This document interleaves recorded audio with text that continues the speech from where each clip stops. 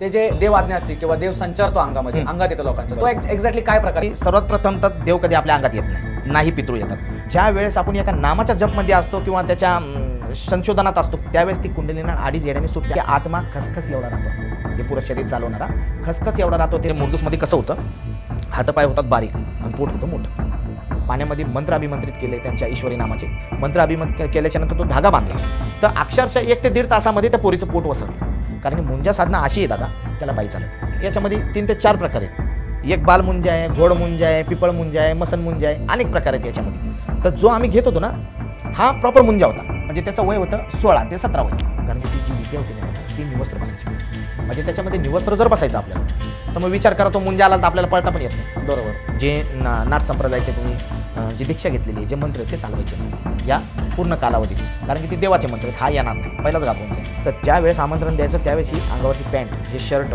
निवस्त्र, अंगाला कडदुडा नाही, धागा नाही, कोणत्या गोष्टीचं बंधन नाही, निवस्त्र तिथं बसून त्याच्या पडी 2 अगरबत्त्या लावून 2 साखरपुटाने ठेवून त्याला ते पहिल्या दिवशी आमंत्रण द्यावं। दिल्याच्या नंतर त्याची जी कबर होती दादा, त्या कबरला पूर्ण निवस्त्र उभा राहिल्याच्या नंतर त्याच्या जागेला अवतान दिल्याच्या नंतर त्याच्यावर दगड मला उचलायचं। मग बाबांनी काय केलं, पंचमहाभूताची पूजा केली। त्यांची जी विद्या होती ही खेचरी विद्या, श्रीकृष्णाचे गुरु सांदीपन स्वामी त्यांची विद्या त्यांच्याकडे होती। माझ्या पायावरती त्याचा यायचा प्रयोग चालला, sir sir sir sir sir sir sir sir sir sir म्हणलं अरे बाबा रामू, तू जर खरंच असेल तर माझ्या समोर ये, नाही तर आता सांगा आपण इथं आहे, ती शक्ती आपल्याला दिसतच नाही, ते बसाव नाही ते एखाद्याला कोणाला त्रास करू। बरोबर आहे, काहीतरी दुखापत। पण मग हा जो अनुभव होता ना, हा अनुभव मी तर सांगतो की कोणीच गुरु सानिध्याशिवाय बसू आणि सुरक्षाशिवाय बसू नये। कारण की ज्या वेळेस स्वतःवर घडतं आणि स्वतःवर बितती तेव्हा त्या समोरच्या व्यक्तीला स्वतःच कळतं की हे फार अवघड आहे, हे हँडल नाही होऊ शकत। नाही होत दादा। नमस्कार मित्रांनो, मी तुमचा मित्र वीरेंद्र मोहिते पाटील आणि तुमचं स्वागत आहे आपल्या मिस्टर टॉक्स या चॅनलवर। तर आज आपल्याकडे जे पाहुणे आलेले आहेत ते नाथ भक्त आहेत, त्यांचं नाव आहे किरण सिंग। तर चला त्यांच्यासोबत गप्पा मारूयात, त्यांच्यासोबत घडलेले अनुभव ऐकूयात। नमस्कार सर। नमस्कार नमस्कार। काय आपलं नाव? माझं नाव किरण जितू सिंग। बरं, राहता कुठे तुम्ही? मी राहणारा मुंबई पवई इथे। बरं, आणि मूळ गाव? मूळ गाव माझं उत्तराखंडचं आहे दादा। अच्छा, आणि मग मुंबईत किती वर्षापासून राहता? मुंबई, माझा जन्मच मुंबईत आहे लहानपणापासून, म्हणजे मुंबईची? हां। बरं, ह्या सगळ्या गोष्टी तुमच्यासोबत घडल्या किंवा हे जे तुम्हाला अनुभव आले, ह्याच्या आधी मला तुम्हाला एक प्रश्न विचारायचा आहे। बोला ना। ते जे देव आज्ञा असते किंवा देव संचारतो अंगामध्ये अंगात येतो लोकांच्या, तो एक्झॅक्टली काय प्रकार आहे आणि त्याचं काय म्हणजे सगळ्या गोष्टी एक्झॅक्टली? दादा, देव जो संचारतो अंगात, आता सर्वात प्रथम तर संचार आपण ज्याला म्हणतो किंवा अंगात येणे ज्याला म्हणतो, अंगात आल्याच्या नंतर जे काही गोंधळ झाला किंवा गाणे वाजले तर माणूस असा फिरतो आहे ना, फिरतो ना। तर माझं जे वैयक्तिक मत आहे, माझ्या ज्या गुरूंनी मला जी माहितीनुसार दिलेलं आहे आणि जी माझी म्हणजे साधना झालेली आहे किंवा माझा जो अभ्यास आहे त्याच्यानुसार असं आहे की सर्वात प्रथम तर देव कधी आपल्या अंगात येत नाही, पितृ येतात। पितृ येणे म्हणजे ते आपले भूत झाले, मेले गेले ते पितृ। आणि देव हा एवढा मोठा अकराळ विक्राळ रूप आहे, त्याचा म्हणजे त्याला आकारच नाही, तो निराकार आहे। बरोबर, फक्त नाम हे शब्द आहे ना, नाम आपण ज्याचं नामस्मरण करतो, भक्ती करतो। जसं एखाद्या वेळेस मी जसं नवनाथाची भक्ती करतो, तुम्ही एखाद्या देवाची करत असाल किंवा कोणी गणपतीची करतं, कोणी तुळजाभवानी मातेची करतं, असे जगात सगळ्यांनी आपापली भक्ती करतात आपापल्या मार्गाने। तर याच्यामध्ये काय होतं की लोक म्हणतात अंगात आलं आणि अंगात आल्यावर ते बोललं, आणि अंगात येईल कसं आणि आलं तर जाईल कसं? सर्वात प्रथम तर ती जी गोष्ट आहे अंगात यायची, हे महत्त्वाचा विषय असा आहे की ती कुंडली नाड आहे। ती अडीच येड्याने आपल्या बेंबीखाली जी नाड आहे मूलाधार चक्राच्या वरती ती बांधलेली आहे, आलं का लक्षात? अडीच येड्याने बांधलेली आहे, तर त्याला आपण कुंडली नाड असे बोलतो। कुंडली नाड ज्या वेळेस आपण एका नामाच्या जपमध्ये असतो किंवा त्याच्या संशोधनात असतो की आपल्याला काहीतरी शोधायचं आहे, देव देव देव देव आपण शोधतो ना, जेव्हा ते आपलं नाम आतमधून जपत राहतं त्यावेळेस ती कुंडली नाड अडीच येड्याने सुटते। आणि जो आत्मा आपला राहतो, आत्मा हा केवढा राहतो दादा कोणाला माहिती नाही। इथं महाराष्ट्रामध्ये कमीत कमी लोकांना माहिती आहे की आत्मा खसखस एवढा राहतो आपला, हे पुरं शरीर चालवणारा खसखस एवढा राहतो। ते जेव्हा बाहेर निघतो तेव्हा ते आपलं आत्माचे शरीर आहे हे विनाश होऊन जातो, म्हणजे शरीराचा आत्मा निघल्याच्या नंतर। तर हे खसखस एवढा जो आत्मा राहतो आपलं शरीर चालवताना ते बांधलेला आता अडीच येड्याच्या नाडीने। ज्या वेळेस आपण ही साधना लावतो कुंडली नाड साधना, त्यावेळेस ते उसळती म्हणजेच काय, ज्या वेळेस ढोल वाजला, ताशा वाजला किंवा झांज वाजले किंवा एखादा जागर चालला तर आपलं शरीर असं हळूहळू हालायला लागतं. म्हणजे ते आपल्याला संकेत देतं की तुझी कुंडली नाड उसळलेली आहे, तुझी कुंडली नाड जागृत आहे. म्हणजे अनेक लोकांमध्ये 10 लोकांमध्ये एक आपण वैशिष्ट्य असतो. कारण की आपण बसतो ना, ध्यान साधनाला बसतो, देवाच्या पूजेला बसतो, अर्चनेला बसतो. आपल्याला ती साधना करून घेण्याची गरज नाही पडत, कारण की आपण त्या साधनेतच राहतो दिवसभर. मग जेणेकरून ते हल्ल्याच्या नंतर जेव्हा ते वाद्य वाजतं तर माणूस आपल्या भानात नसतो की ते कुंडली नाड फास्ट वळवळ करते, फास्ट वळवळ करते. त्याला आपण संचार म्हणतो. माणूस फिरायला लागतो. फिरायला लागल्याच्या नंतर त्याच्यावर त्याचा स्वतःचा भान नसतो. मग तो आत्मातून जे काही शब्द बोलतो ते खरे होतात, तर देव येऊन बोलत नाही. देव हा अस्तित्वात आहे पण देव बोलत नाही. बरोबर, कारण की आपलं शरीर जेवढं पापी आहे, आपल्या शरीरात देव जर आला तो निराकार आहे. तो येईल कोणत्या आकाराने आणि जाईल कोणत्या आकाराने. मग देव हा निराकार आहे. आणि काही लोक बोलतात पितृ आले. पितृ पण येऊ शकत नाही. पितृ आपले पूर्वज मेले गेले. गेल्याच्या नंतर मला सांगा आपला पितृ आपल्या अंगात येईल कशाला. आणि आला तर येऊन काय करणार आहे. म्हणून पितृ पण येत नाही आणि देव देखील येत नाही. ही आपली स्वतःची कुंडली नाड राहते. याला एक शब्द आहे, आत्मा से परमात्मा का मेल. या शब्दाचा अर्थच तो आहे की स्वतः बसून आपल्या आत्माला बाहेर काढून जे परमात्मा संग आपण मेल करतो त्याला कुंडली नाडाशी साधना म्हणतात. बरं, हे तर झालं. हे तुमचा जे अभ्यास झालाय त्याच्यावर आपली चर्चा झाली. बरोबर. ह्याच्या व्यतिरिक्त तुम्हाला जो अनुभव आलेला आहे मुंजाचा, हो, तर ह्याची सगळी सुरुवात कशी झाली आणि तुम्ही या क्षेत्रात कसे काय आले. मी या क्षेत्रात यायच्या पहिल्यांदा दादा मी या क्षेत्रात नव्हतोच मुळात. पहिली गोष्ट माझं क्षेत्र जरा वेगळं होतं. मी कामधंदे करायचो, आपलं व्यवस्थित राहायचो. तर अनुभव असा आहे की घरची आपली एक व्यक्ती होती जी माझी मुलगी आहे स्वतः. तर तिला झाला मुरदूस. म्हणजे मुरदूसमध्ये कसं होतं, हातपाय होतात बारीक आणि पोट होतं मोठं. मुर्द्याचं एखाद्याने पाणी ओलांडलं, त्याच्या अगोदर मला काहीच माहिती नव्हतं. ह्या क्षेत्रात घुसायचं कारण माझी मुलगी. तर तिला मुरदूस झाल्याच्या नंतर ते पोट फुगायचं आणि हातपाय बारीक व्हायचे. तर आम्हाला काय वाटायचं, आईला झाली तर व्यवस्थित होती, हे कुपोषित बिपोषित तर नाही झाली.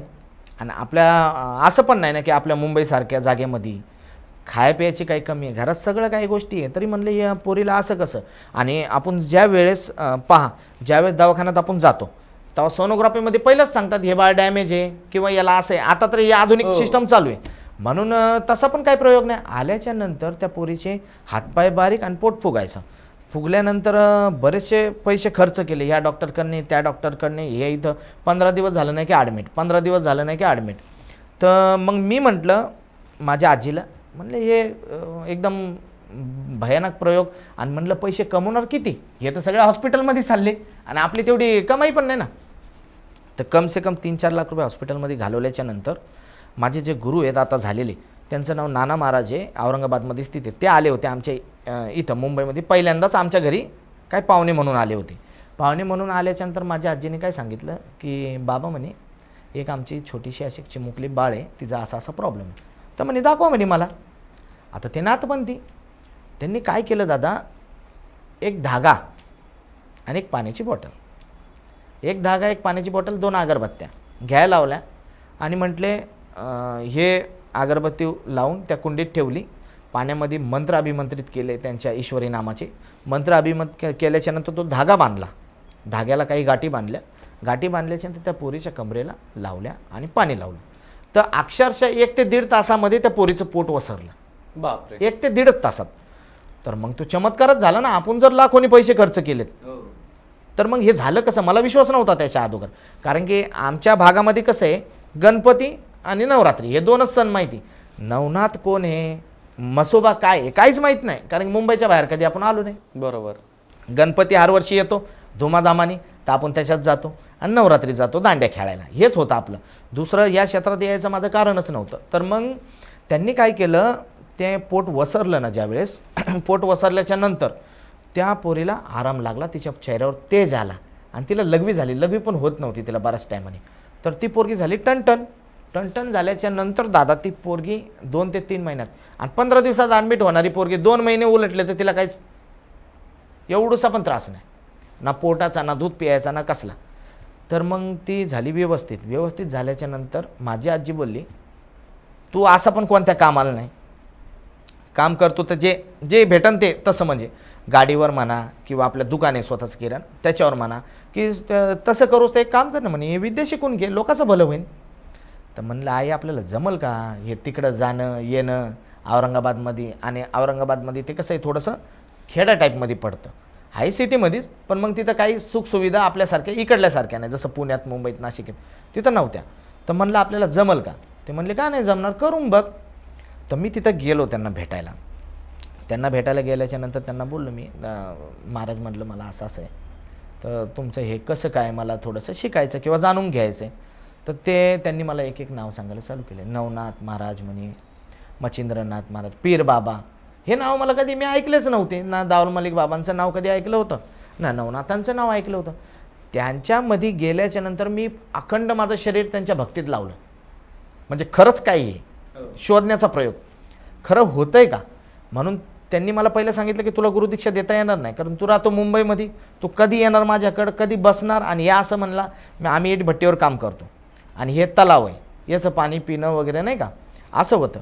तर मग मी म्हणलं मी करेन तरी पण. तर मी असा जिद ठाम घेतली, कारण की माझी आजी बोलली होती तू शिकच, शिकला तर फायदा होईल, अशी मला ती बोलली. म्हणजे 4 लोकांचा फायदा होईल, आपल्या घरच्यांचा फायदा होईल, कुठं काय हे सगळ्या काही गोष्टी होणार नाही. तर मग त्यांनी काय केलं, मला ती दीक्षा द्यायला तयार झाली. मग ते म्हणले वाहत्या पाण्याजवळ तुला अशी अशी दीक्षा देतो म्हणे. नवनाथांची दीक्षा, शाबरी दीक्षा, त्यांनी सगळ्या काही गोष्टी मला सांगितल्या. नवनाथ कोण आहे, काय आहे, कसं आहे, मंत्र कसे असतात, तंत्र, त्यांनी काही गोष्टी मला बेसिकमध्ये सांगितल्या. सांगितल्याच्यानंतर मग मी त्यांच्या सेवेत लागलो. तिथं 8 दिवस राहा, 12 दिवस राहा, 15 दिवस राहा, माझं येणं जाणं चालू झालं मुंबई टू औरंगाबाद. हळूहळू दादा माझे त्याच्यामध्ये 8-9 महिने गेले. देता देता पण त्यांनी कानापुसी केली. गुरु लोक राहतात थोडेसे जिद्दी राहतात, घासून घेतात. म्हणजे दगड लगेचच्या लगेच तर काय तयार होत नाही. मग ते काय करतात, आपल्या शिष्याला चांगलं घासून घेतात, म्हणजे हा कुठं लडखडला नाही पाहिजे. म्हणून त्यांनी माझ्याकडून बरीचशी मेहनत करून घेतली. ही साधना अशी करायची किंवा हे मंत्र असा बोलायचं किंवा असं, ह्या सगळ्या पद्धतीने मला तो सगळा काय त्यांचा जो विद्याचा भाग आहे तो मला अंश दिला. दिल्याच्यानंतर दादा मग मी त्याचा प्रयोग करायला चालू केला. घरात कोणाला ताप आली किंवा खोकला लागला, काय खोकला जरी लागला तरी पाण्याने नीट व्हायचं, बोला दवाखान्यात जायची गरज नाही. म्हणजे ते मला कळायला लागलं ना की अगो ह्याच्यात एक अद्भुत पॉवर आहे, हां या मंत्रातच अद्भुत पॉवर आहे. तर मग मी काय केलं, आमच्या तिथंच जवळपास एक ताई आहेत, त्यांना माहीत पडलं म्हणजे मी हे बघायला चालू केलं. तेव्हा माझं एवढं गाजावाजा नव्हता की मी कुठं बघतोय म्हणून. मग त्यांनी काय केलं, माझ्याकडे आले त्या पोरीला घेऊन. त्या पोरीला 10 ते 12 दिवसापासून रात्रीचंच रडायची. त्यांच्या घरात काय थोडीशी निगेटिव्ह हवा होती, तर ते 10 ते 12 दिवस कंटिन्यू ती रडायची रात्रीच्या टायमाला, 11, 12, 1च्या दरम्यान. तर ते रात्रीच घेऊन आले माझ्याकडे 12च्या दरम्यान. तर मी त्यांना तांब्यामध्ये एक अभिमंत्रित केलेलं पाणी आणि काही गोष्टी दिल्या की हे बाबा जाऊन तुम्ही घरात शिंपडा वगैरे आणि बघा काय होतं त्याच्यानंतर. त्या पोरीला पियाला द्या, तिच्या दोन्ही डोळ्याला लावून आणि पियायला द्या.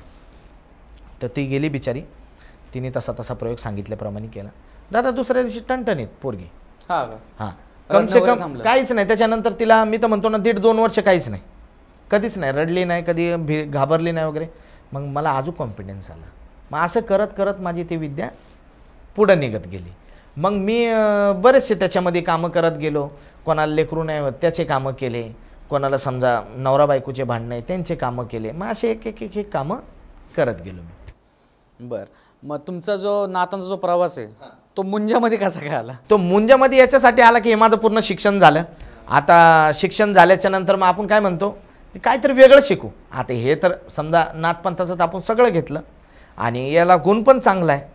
तर मग मला बरेच लोक असे यायचे की दादा मुंजा असं आहे, मुंजाचं तसं आहे, मुंजा तसं आहे, लय भयंकर प्रकार आहे. तर मला खरं ते पटत नव्हतं पहिली गोष्ट, कारण की एखादा मेलेला माणूस उभा राहायचा म्हणल्यावर मग ते आपल्याला पण तर पटलं पाहिजे ना. असू शकत नाही, असू शकत नाही. म्हणजे ते मी नाही म्हणूनच समजलं. पण म्हणलं जाऊ द्या, आता लोक जर आपल्याला एवढं फोर्स करतात घरचे वगैरे सर्वच, तर म्हणलं एकदा ते पण करून बघू. तर मी काय केलं, हिंगोली गाव आहे, हिंगोली गावामध्ये साकरा म्हणून एक खेडं गाव आहे. साकरा म्हणून येलदरी तळाच्या थोडंसं वर साकरा म्हणून गाव आहे. त्या गावामध्ये इंगळे महाराज म्हणून 85 वर्षाचे आमचे गुरुजी, त्यांची मी दीक्षा घेतली होती ह्या शिक्षणासाठी. तर ते बोलले की तुला मी मुंजा हा देतो, मुंजा देतो. तर मग कशा पद्धतीने देता बाबा? मग आमचं थोडंसं बोलणं चालणं झालं. तर ते म्हटले की तू एक काम कर, 2022ची गोष्ट ही, 2022मध्ये मी जूनच्या दरम्यान तिथं गेलो.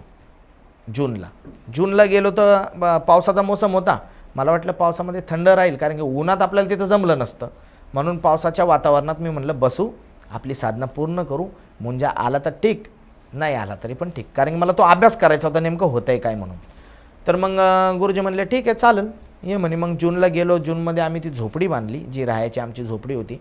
कारण की मुंजा साधना अशी आहे दादा, त्याला बाई चालत नाही. बाई ही बिलकुल चालत नाही. बाईच्या हातचं जेवण नाही चालत, बाईची सावली नाही चालत, आणि बाई मुळीच तर तिथं चालत नाही. लोकांनी सांगितलं की मुंजा हा घरात ठेवू शकतो. घरात कधीच ठेवता येत नाही. मुंजा हा आपल्या परिवारापेक्षा लांब पाहिजे, किंवा याची साधना देखील लांबच पाहिजे वातावरणात, बाईच्या वातावरणात. कारण की मुंजा ही शक्ती वेगळ्या पद्धतीची आहे. कारण ती शक्ती याच्यामध्ये 3 ते 4 प्रकार आहेत. एक बाल मुंजा आहे, घोड मुंजा आहे, पिपळ मुंजा आहे, मसन मुंजा आहे, अनेक प्रकार आहेत याच्यामध्ये. तर जो आम्ही घेत होतो ना, हा प्रॉपर मुंजा होता. म्हणजे त्याचं वय होतं 16 ते 17 वय. त्याचं नाव होतं रामू, आणि तो होता गोरमाटी समाजाचा होता. तर मग माझे गुरुजी बोलले की तुला असा मुंजा मी देतो बोलल्याच्या नंतर मग आम्ही काय केलं, जेव्हा ते द्यायचं होतं मला मुंजा, त्याच्या एक 5-6 दिवस अगोदर सगळी झोपडी वगैरे बांधून, सगळ्या काही गोष्टी करून, झोपडी वगैरे बांधल्याच्या नंतर मग त्याच्यातला ताडपत्री लावणे, खाली थोडासा चिखल झाला तो दाबून घेणे, म्हणजे जागा वगैरे लेवल करून घेतली त्यांच्या शेतीमध्ये घेतल्याच्या नंतर त्यांचं घर असं, आणि एक किलोमीटरच्या आसपास माझी ती झोपडी होती. आणि त्या परिसराच्या आजूबाजूला 4 किलोमीटरमध्ये काहीच नव्हतं, 4 किलोमीटरपर्यंत. आणि मला वाटतं 1-1.5 किलोमीटरच्या अंतरावर 2-3-4 घरं असे, म्हणजे खेड्याची वस्ती होती. ह्यांचं घर शेतात असल्यामुळे तिथं काहीच नव्हतं. मग खाण्यापिण्याची तारंबळ सगळ्या गोष्टीची, त्याच्यामुळं आम्ही 2 ते 3 महिन्याचं राशन अगोदरच आणून ठेवलं, सगळ्या काही गोष्टी. मग त्याच्यामध्ये डाळी सगळ्या आपल्याला खायला लागणारे बिस्किटं, ह्या सगळ्या गोष्टीचं सामान मी भरून ठेवलं. भरून ठेवल्याच्या नंतर मग काय झालं, गुरुजी बोलले आता एक काम करू. मग त्यांनी भोजपत्रावरती मला मंत्र लिहून दिले. मुंजाचे मंत्र लिहून दिल्याच्या नंतर मला त्यांनी पहिल्या स्टार्टिंगला सांगितलं की बाबा याची पद्धत अशी आहे, बसायची पद्धत अशी आहे. कारण की ती जी विद्या होती ना दादा, ती निवस्त्र बसायची होती. म्हणजे त्याच्यामध्ये निवस्त्र जर बसायचं आपल्याला, तर मग विचार करा, तो मुंजा आला तर आपल्याला पळता पण येत नाही. बरोबर. तर मग ते सगळं मला त्यांनी अगोदरच सांगितलं, तुझ्यात जर कॅपॅसिटी आहे काही बघायची, आणि निडरपणे बघून न घाबरता तिथं थांबायची, तरच या शिक्षणाला बस, नाही तर बसू नको. कारण की हे अवघड आहे म्हणे. मी तुझ्या सान्निध्यातच आहे. कारण की गुरुजी जेव्हा मी तिथं बसायला जायचो 2 टाईम, सकाळ किंवा संध्याकाळ, आणि झोपणं माझं तिथं, फक्त खाणं गुरुजींच्या घरात होतं. तर तिथं पण एक बाई नव्हती, फक्त गुरुजी आणि मीच. तर त्यांनी मला सांगितलं असा अनुभव होतो म्हणे, पण मग तू जर घाबरत असशील तर आताच विचार कर बसायच्या अगोदर. मी म्हणलं आता बाबा इतक्या लांबून जर मी आलो तर मग घाबरायसाठी तर मुळीच नाही आलो. मग मला सांगितलं की तुझे जे मंत्र आहेत, जे नाथ संप्रदायाचे तुम्ही जी दीक्षा घेतलेली आहे, जे मंत्र आहेत ते चालवायचे नाही या पूर्ण कालावधीत. कारण की ते देवाचे मंत्र आहेत, हा येणार नाही, पहिलाच घाबरून जाईल. मी म्हणलं ठीक आहे, ते गोष्ट मी कधीच करत नाही, आणि ती मंत्र वगैरे मी चालवणार नाही, हे त्यांना मी सांगून दिलं. सांगून दिल्याच्या नंतर दादा त्यांनी काय केलं, मला ह्या सगळ्या गोष्टी समजावल्याच्या नंतर मग आमचं ठरलं की बाबा या अमुक दिवशी शुक्रवारी त्याला अवतान द्यायचं आणि शनिवारी घेऊन यायचं. मग आता कसं राहतं याच्यामध्ये, एक सिस्टम राहते की मुंजा, आता समजा तुमचं लग्न आहे, तुम्ही मला पत्रिकाच दिली नाही तर मी येईल कसा? बरोबर. मग तशीच एक मुंजाची सिस्टम आहे की त्याला पहिल्या दिवशी जाऊन आमंत्रण द्यावं लागतं, काही गोष्टीचं बोल करावं लागतात, मंत्र बोलून, आणि मग त्याला सांगावं लागतं मी आलो तुझ्या कामासाठी, तू चाल माझ्या कामासाठी. त्याला तिथं बोलून, तर ज्या वेळेस आमंत्रण द्यायचं त्यावेळेस अंगावरची पॅन्ट, हे शर्ट, निवस्त्र, अंगाला कडदुडा नाही, धागा नाही, कोणत्या गोष्टीचं बंधन नाही, निवस्त्र तिथं बसून, त्याच्यापडी 2 अगरबत्त्या लावून 2 साखर फुटाने ठेवून त्याला ते पहिल्या दिवशी आमंत्रण द्यावं लागतं. तिथून देऊन आल्याच्या नंतर घरी निवांत आराम करायचा. पहिल्या दिवशी मला काहीच वाटलं नाही, आमंत्रण दिलं, सगळ्या काही गोष्टी झाल्या. आता दिवस होता तो मुंजाला आणायचा. मुंजाला आणायचा दिवस आला. मुंजाला आणायच्या दिवशी तर गुरुजी काय म्हटले, त्यांची आघोरी म्हटल्याच्यानंतर त्यांना थोडीशी मदिरा लागते, कारण ते शिक्षणच वेगळं आहे. तर त्यांनी मला सांगितलं की बाळा म्हणे मला एक छोटीशी मदिरा घेतो मी, आणि ते घेतल्याच्या नंतर आपण पुढं जाऊ. म्हणलं ठीक आहे बाबा, पण म्हणलं लय टाईम व्हायला लागला, आता आपण कालच्या टायमाला तिथं पोचलो पाहिजे. तर बाबा म्हटले ठीक आहे, 9:30 पावणे 10चा तो टाईम होता. आम्ही ज्या दिवशी आमंत्रण देऊन आलो त्याच टायमाला आम्हाला तिथं पोचायचं होतं त्याला उचलायला, कारण की आम्ही त्याला सांगून आलो ना आम्ही येतोय म्हणून. आम्ही येतोय म्हटल्याच्या नंतर बाबा म्हटले ठीक आहे. मग त्यांनी ते मदिरा वगैरे घेतली. मदिरा वगैरे घेतल्याच्या नंतर मला म्हटले मग जायचं कसं. म्हणलं बाबा ते जे शमशान आहे इथून 4 किलोमीटर अंतरावर आहे, गाव जवळच आहे पण 4 किलोमीटर अंतर ना तुम्ही चालू शकत, तुमचं वय 86, मी तर तडातर चालू शकतो, पण तुम्हाला चालता येणार नाही कारण त्यांच्या पायाचं आहे ना थोडासा प्रॉब्लेम आहे. तर मला म्हटले बाबा मला काय चालता येणार नाही, तू एक काम कर, गणपत म्हणून एक तिथं आमचा जोडीदार म्हणजे त्या गावातली वस्ती, तिथं गणपत नावाचा एक व्यक्ती होता. तर त्याला आम्ही बोललो गणपत दादा तुमची गाडी द्या जराशी, काय असेल ते पेट्रोल आम्ही टाकतो सकाळी, इथून फक्त आम्हाला इथं जायचं. त्या गावाचं नाव सांगितलं, इथं त्यांना सांगितलं नाही पण कशासाठी जायचं, फक्त आम्हाला इथं जाऊन यायचं रिटर्न, एक काही काम आहे म्हणून असं सांगितल्याच्या नंतर तो म्हटला हा ही गाडी तुम्ही घेऊन जा. चावी दिली. चावी दिल्याच्यानंतर मला कोणची बाईक येते, मला बाईक येत नाही. आता मी म्हटलं बाबा म्हटले अरे बाईक नाही यायला तर हळूहळू जायचं आहे आपल्याला, कुठं लिहिलं आमचा प्रवास आहे 4 किलोमीटरचा आहे. तर म्हणलं ठीक आहे चालेल बाबा. बाबाला म्हटलं तुम्ही बसा. मी बसलो पुढं, बाबाला बसवलं पाठी, ओझे हळूहळू ते फर्स्ट गिअरवर नेली तिथपर्यंत गेल्याच्या नंतर दादा जसा तो मुंजाचा आणि आमचा डिस्टन्स 500 मीटरचा असेल, 500 मीटरपर्यंतचा, अर्धा किलोमीटरपर्यंतचा तो अंतर असेल, त्या गाडीची ऑटोमॅटिक वायर जाळली. बापरे, त्यावेळेस काय पाऊस वगैरेच होता का? काहीच नाही, पाऊस नव्हता चालू, काय नव्हतं चालू, त्याची वायरिंग ऑटोमॅटिक स्टार्ट टू एंडपर्यंत पुरी वायरिंग जाळली. आणि असा भपका झाला म्हणजे आम्ही चाललोय आणि अचानकमध्ये गाडीतून असा भपका निघाला मी पण डचकलो ना, अरे बापरे म्हणलं आपण चाललो कोणत्या कामाला आणि हे काय झालं. तर मग ते काय केलं मी गाडी, बाबा उतरले, गाडी मी लावली बाजूला. बाबाला म्हटलं आता टेन्शनवालं काम झालं, आपण करायला चाललो 4 आण्याची मुर्गी आणि तर 12 आण्याचा मसाला, ते गाडीचं बोललं खर्च भरून, ते आमच्या लक्षात नाही आम्ही काय करायला चाललो आहे. तेवढ्या टायमात ते हे लक्षात नाही की ह्या कोणत्या गोष्टीमुळं, ह्या मुंज्यामुळं झालं आहे का कशामुळे झालं ते आमच्या लक्षात नव्हतं. पण तो नंतर मी माझं लक्ष केंद्रित केलं की आपण त्याला आणायला चाललो होतो, त्याने अडथळा पहिल्याच दिवसापासून घालायला चालू केला होता. तर मग बाबा म्हटले एक काम कर तू गाडी इथंच राहू दे म्हणल्याच्या नंतर मी म्हटलं बाबा आता ही गाडी तर परत पण देणं पडन. ते म्हटले ते जाऊ दे, नंतर आपण ज्या कामाला चाललो पहिलं तिथंच. तर म्हटलं ठीक आहे. मग बाबांनी पण कपडे काढले, मी पण कपडे काढले, एक दुधाची वाटी, एक मिठाईचा तुकडा, साखर मुरमुरे आणि अगरबत्ती, केवढा इत्तर, ह्या सगळ्या गोष्टी आम्ही तिथं नेल्या होत्या.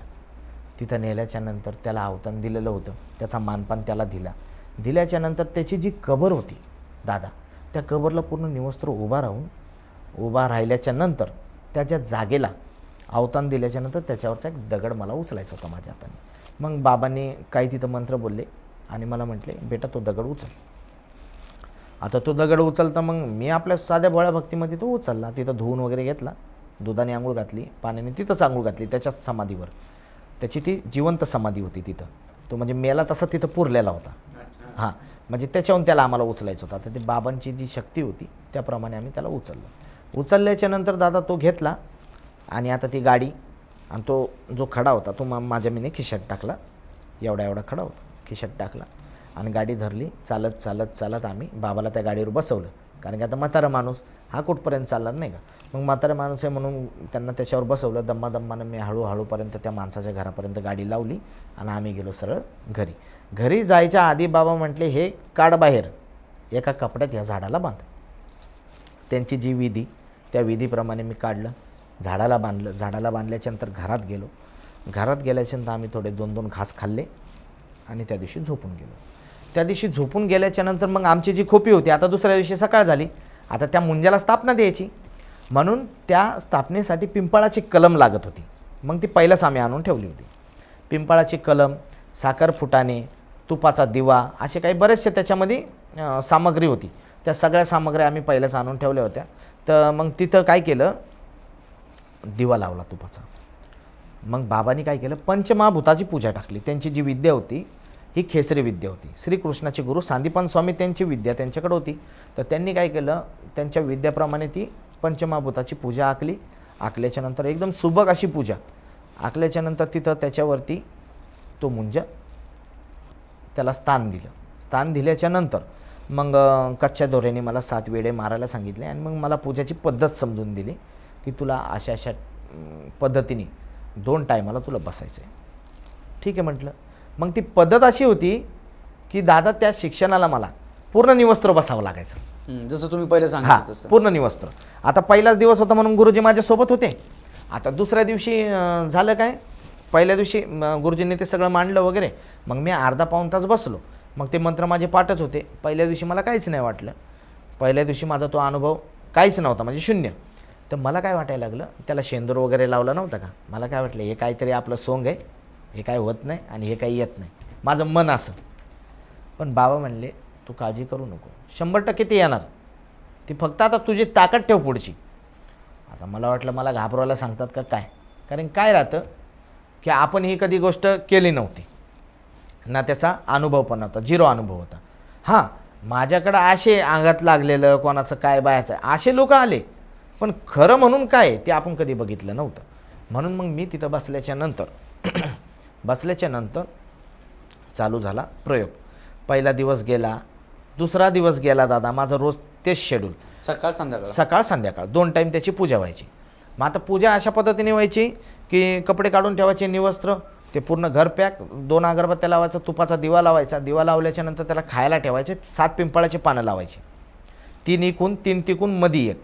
तर मधल्या पानावरती त्याला भोग ठेवायचा आणि सगळ्या पानावर ते रामदाणे असतात ना, मुरमुरे संगती गोडवाले, आपण प्रसादाला वाटतो गणपतीच्या, ते मुकुंदाने त्याच्यावर ठेवावं लागायचे. बुंदी, हां, बुंदीच बोलतात इथं, सफेदवाली नाही का, ते कडक राहतं, कुरमुरे संग देतात परसाला, शेंगदाणे, हां ते तिळगुळ, त्याला तिळगुळ बोलतात. आपल्या तिथं रामदाने बोलतं कोणी, त्याला ते दुसरं काहीतरी अजून त्याला नाव आहे.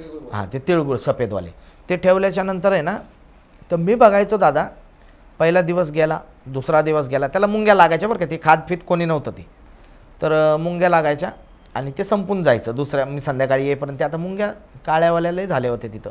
तर त्याच्यानंतर 4था दिवस गेला, तसाच सेम, सकाळी जायचं संध्याकाळी यायचं, मग खाऊन पिऊन आपलं झोपून जायचं. 5वा ते 6वा दिवस निघाला होता. 5वा दिवस तसाच, 6वा दिवस निघाला. 6व्या दिवशी मी ज्या वेळेस तिथं गेल्याच्या नंतर एवढा गारवा सुटला ना की काहीच नव्हतं. मी बाहेर गेलो तर एवढं म्हणजे तेवढं थंड नव्हतं, कारण माझी जेव्हा ती साधना होऊन मी उठलो ना, तर बिलकुल थंड नव्हतं. आणि जेव्हा मी आतमध्ये बसलो आहे त्यावेळेस एवढं थंड जसं काय मी बर्फात आलो आहे कुठंतरी. आणि मला पहिलेच थंडी बर्दाश्त होत नाही, कारण की आपल्याला मुंबईत एवढी थंडी लागत नाही कधी, आणि त्या ठिकाणी पूर्ण ओपन असल्यामुळं ती अधिक थंडी पडली त्या झोपडीच्या आतमध्ये. आता मला सांगा, 4ही बाजूनी झोपडी जर पॅक आहे तर थंडी कशी लागेल? एवढा गार हवा तुम्हाला महसूस नाही होणार ना की हवा येतोय म्हणून. तर मला त्या दिवशी तो अनुभव व्हायला चालू झाला. पहिलाच तो माझा टाईम बसल्याच्या नंतर अनुभव आलेला. पहिला टाईम बसल्याच्या नंतर एकदम गारवा सुटल्याच्या नंतर मी काय म्हटलं, बाबा पडलं असेल थंड, कारण वातावरण जे पावसाचं आहे, जून म्हणल्याच्या नंतर पावसाचं वातावरण राहतं. तर मी एवढं लक्ष नाही दिलं. बसल्याच्यानंतर डोळे लावले, मग जी माझी विधी होती, 1-1.5 तास मंत्र जाप होता तो झाल्याच्या नंतर मग तिकडून मी घरी आलो. सांगितलं नाही भावाला, कारण की ते सांगण्यासारखंच नव्हतं ना. मला वाटलं की मलाच लागत असेल, कारण की मी उघडा बसल्याच्या नंतर एखाद्या वेळेस झालं पण असेल. तर मग बाबा बोलले ठीक आहे चालेल म्हणले. मला बाबाला काय सांगायची गरज नाही पडली. मग आम्ही जेवण वगैरे केलं. दुसऱ्या दिवशी सकाळी परत गेलो. दुसऱ्या दिवशी सकाळी गेलो, वापस व्यवस्थित पूजा झाली. तिथं आमचा एक म्हणजे माझ्यासोबत एक कुत्रा होता. तर दादा तिथं असं होतं की ज्यावेळेस आपण साधना वगैरे करतो ना, फक्त जेवायला बाबाच्या घरी जायचं 1 किलोमीटरपर्यंत, जेवून वापस तुम्हाला त्या झोपडीत येऊन झोपणे, बाकी तुम्हाला ऑप्शन नाही तिथं काहीच. तुमची झोपडी खाट आहे तिथं, त्या बाजीवरती तुम्हाला झोपणं. तर 5वा-6वा दिवस उलटल्याच्या नंतर 7व्या दिवशी मी मांडी घालून आपल्या नेहमीप्रमाणे साधनेला बसलो. तर माझी मांडी होती ज्याला आपण पद्मासन म्हणतो, पायाला पाय जॉईन करून बसणे, असे फोल्ड करून. त्या जॉईंटमध्ये ना उठता येत ना पळता येत, कारण की ते लॉक होतं तिथंच.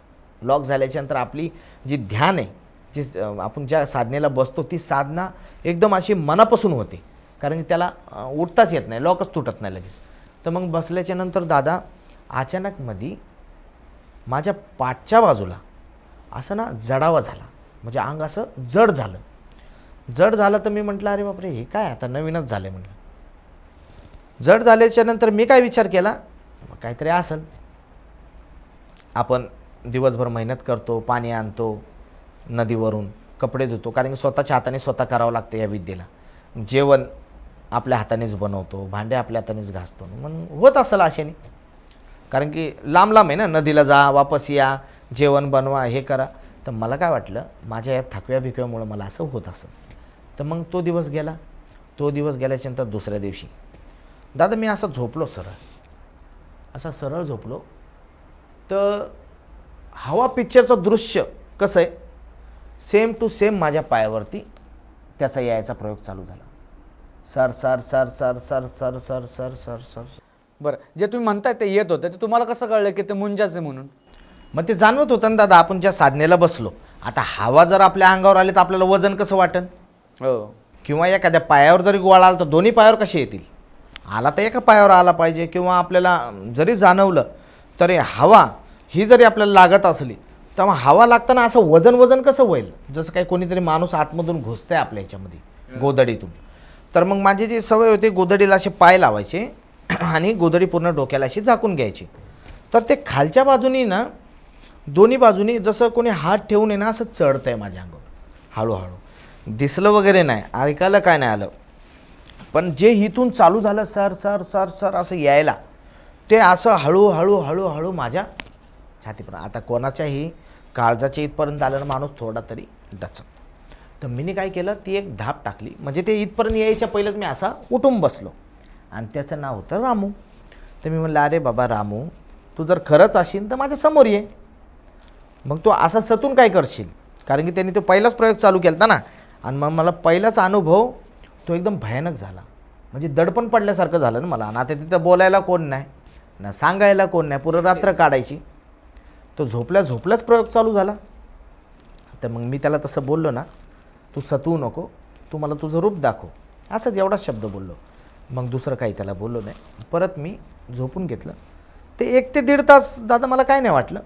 परत 1-1.5 तासाच्या नंतर तो प्रयोग चालू झाला. मी सरळ झोपलो का त्याचं अंगावर येणं चालू. म्हणजे जसं एखादं बाळ कसं असं गोधडीतून घुसतंय तसं ते घुसल्यासारखं आणि डायरेक्ट आपल्या अंगावर येतंय, म्हणजे खेळतंय जसं, तसा प्रयोग चालू झाला. तसा चालू झाल्याच्या नंतर मग मला थोडीशी भीती बसली की अरे एवढ्या जंगलात, आणि आपल्याला आता हे तर जाणवलं आहे, आता उद्या परत बसायचं आहे मला, हे तर जाणवलं आपल्याला. जाणवल्याच्या नंतर बसायचा अनुभव वेगळाच आहे ना. कारण की आता ती माझ्या मनात एक दडपण राहिलं ना, काहीतरी आहे म्हणून. दिसत तर काय नाही, पण आहे म्हणून तर माहीत पडलं. तर त्यावेळेस ते पहिला अनुभव माझा 7व्या दिवशी घडला.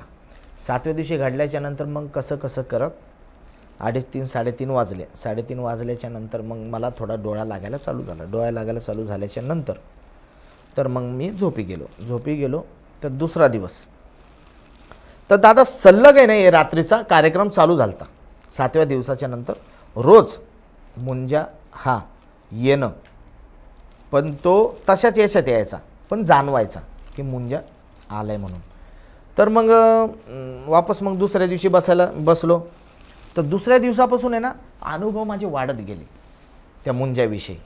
म्हणजे कसे अनुभव वाढत गेले, जसं त्याच्या दुसऱ्या दिवशी बसल्याच्या नंतर सकाळी तेवढा अनुभव नव्हता येत. सकाळी यायचा पण लय मोस्टली थोडाच यायचा, की पाठ जड होणे, डोकं थोडं पकडल्यासारखं वाटणे. आणि जे दुसऱ्या दिवशी म्हणजे ते संध्याकाळची जी बारी व्हायची, संध्याकाळचा जो टर्न व्हायचा माझा, की संध्याकाळी मी बसायचो 10:15 ते 11:15च्या दरम्यान माझं ठरलं होतं, 1.25 तासाचा टायमिंग.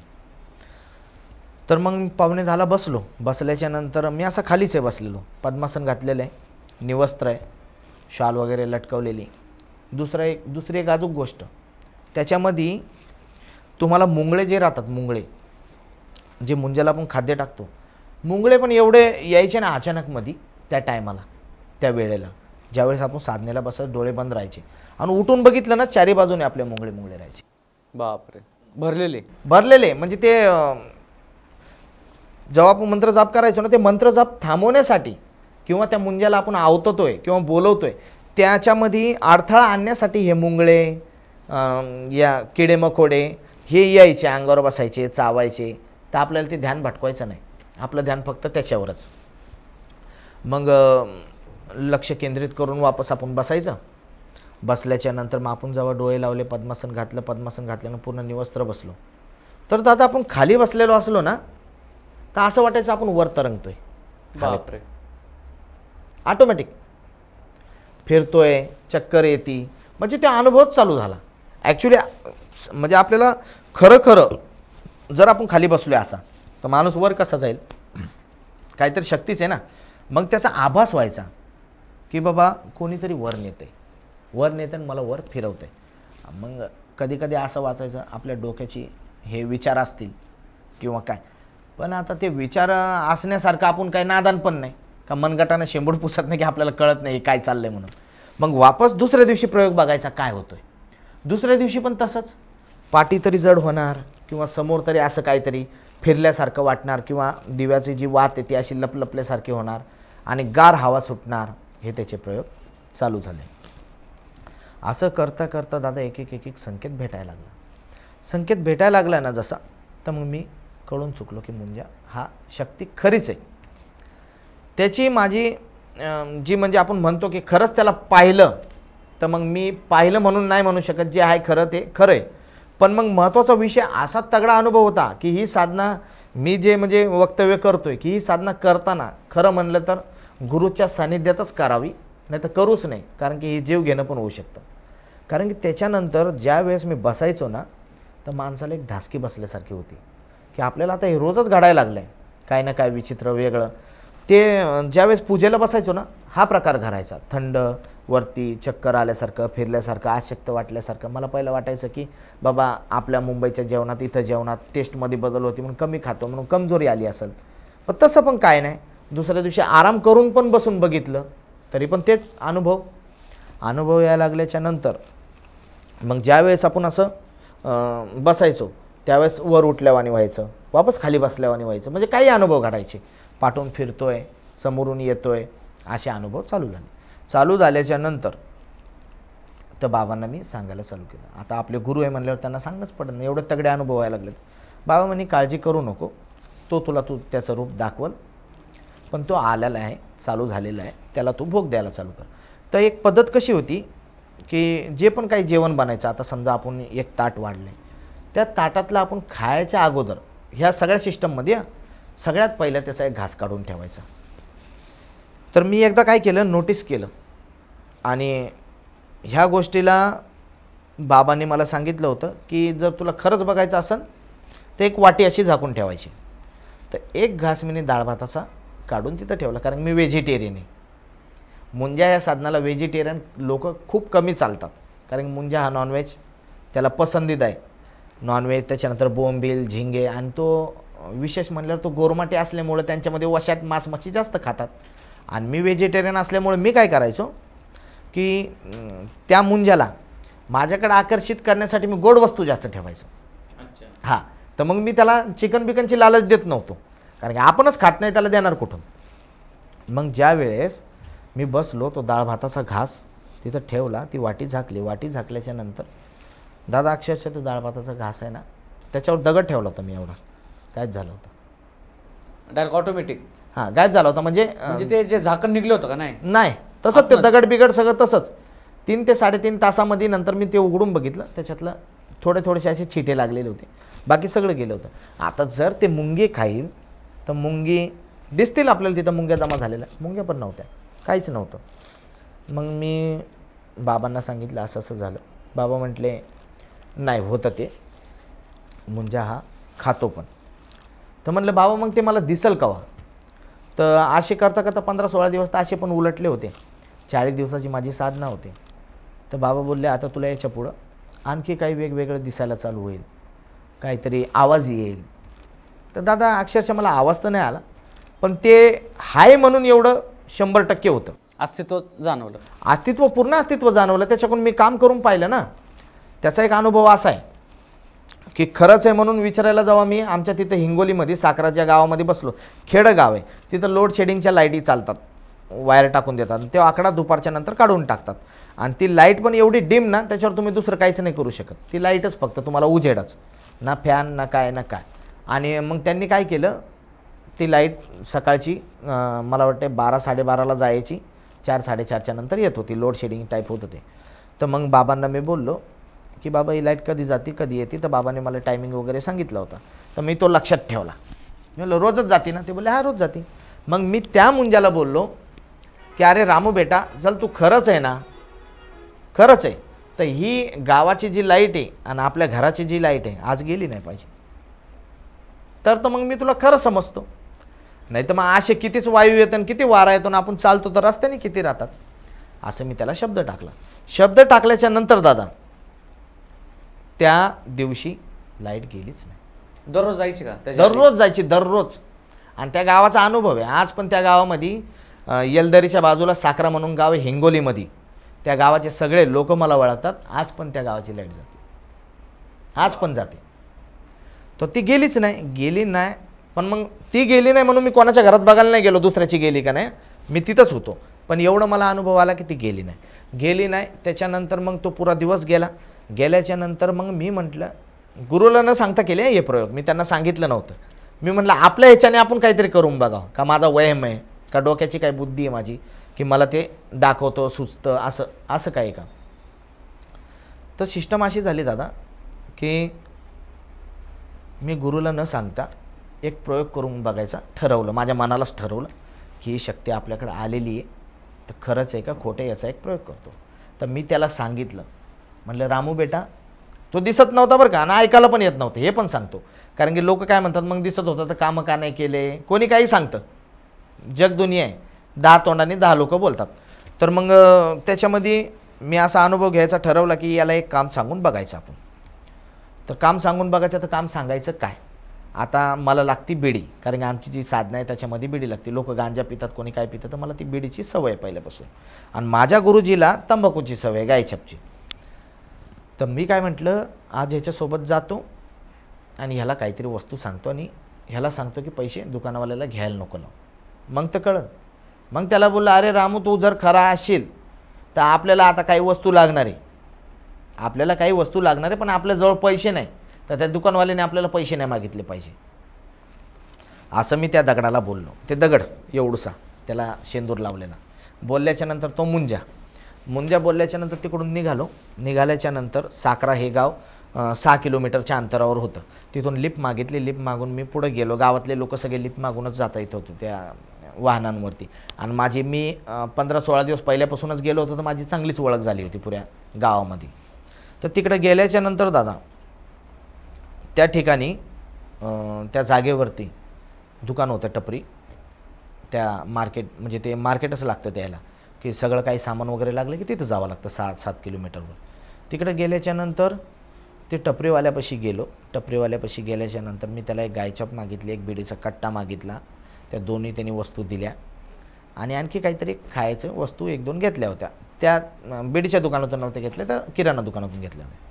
तर त्या वस्तू घेतल्याची तर बिडीच्या आणि ते गायछाप वगैरे घेतली का, जसं मी त्याला बोललो होतो की यांनी पैसे नाही घेतले पाहिजे, मी जसा निघलो ना त्याच्या ते लक्षातच नाही की मी पैसे दिलेत का नाही दिले. मागितलेच नाही. मी तो अनुभव करत होतो ना, आपल्याला काही त्याचे पैसे डुबवायचे नव्हते, पण मग आपल्याला अनुभव कसा पाहिजे होता, तर तो तसा मला एक अनुभव काढला. मी त्याचे अजून पण पैसे दिले नाही, कारण तो विसरूनच गेला होता. मग तिकडून पुन्हा मी गाडीवर बसलो आणि घरी आलो. घरी आल्याच्या नंतर मग मी ते बाबाला काय सांगितलं नाही की असं झालं का वगैरे, नाही का. मी म्हटलं आपण कशाला सांगावं, आपण शहाणपणा केला.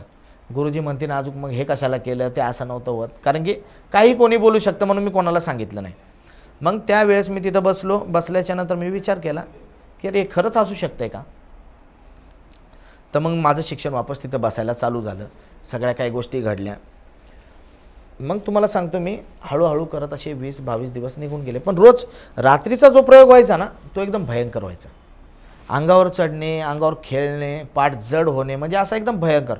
आता तुम्ही जर असे बसलेत आणि तुमच्या पाठीवरती एखादी गोणी जर दिली, तुम्हाला तर ते जाणवणार ना, बाबा हे काय आहे, 5-50 किलो वजन कसं काय झालं. आता मी असा सरळ बसलो आणि माझ्या पाठीवरून 5-50 किलो वजन वाटते, तर मी असंच बोलणार ना काहीतरी आहे म्हणून, ह्याच शब्द येणार. मग ते दिसो की नाही दिसो. मग त्याच्यानंतर 22व्या-23व्या दिवशी माझ्या बाजूला एक असा धूर येऊन उभा राहिला. साधने ते मी, कपडे अंगावर बिलकुल नाही, पूर्ण असा धूर उभा राहिला, सेम टू सेम मुलाची आकृती. आता धूर उभा राहिल्याच्या नंतर मग आपण त्याला काहीच करू शकत नाही ना, ना त्याला बोलू शकत ना काय, त्याला बोलल्यानंतर ऐकायला पण येतंय का नाही येते त्याचं त्याला माहिती, पण काम होत होतं. एवढं मला कळत होतं की काम होत होतं.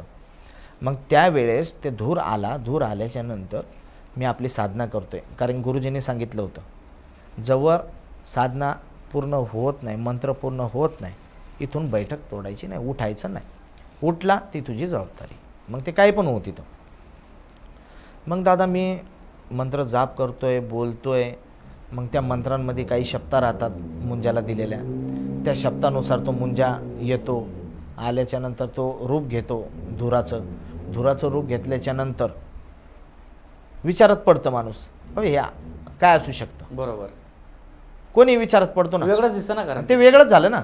माझा चेहरा वगैरे सगळा सुकुसला, असा कासावीस झाला. मग मला एक प्रकारची भीती वाटली. अर्ध्या रात्री तिथं कोणच नाही, काळं कुत्रं नाही, ना गुरुजीला आवाज मारू शकत, 1 किलोमीटरवर कोणाचा आवाज जाऊ शकत नाही. आणि मग तसं झाल्याच्या नंतर मी काय केलं, जाऊ दे म्हणलं माझ्या डोक्याचा वयम असेल. मी माझ्याच मनाला सांगतो माझ्या डोक्याचा वयम असेल. पण ते झाल्याच्या नंतर झोपायला आलो तरी तसंच होतं ना. तुम्हाला सांगतो अक्षरशः 40 दिवसामध्ये 10 दिवस जर मोजून सोडले ना, तर 30 दिवस मी रात्रभर झोपायचो नाही. दिवसाची पूजा करायचो, 5ला झोपायचो आणि दिवसाची जी पूजा राहते माझी 10 वाजताची, 5 वाजल्यापासून झोपायचं 10 वाजेपर्यंत, 9:30पर्यंत. अंगावर पाणी घेतलं की दिवसाची पूजा करायची. दिवसाची पूजा झाली, जेवण वगैरे करायचं, परत झोपायचं. रात्री मला जागायचं, कारण मला ती एक भीती मनात बसली की मी झोपलो तर ते अंगावर येतं. बरोबर. पण मग जे झोपलं तर अंगावर येतं ना, हा पण माझा भ्रम खोटा होता. ॲक्च्युली ते खरंच होतं की मी बसल्यावर पण येत होतं.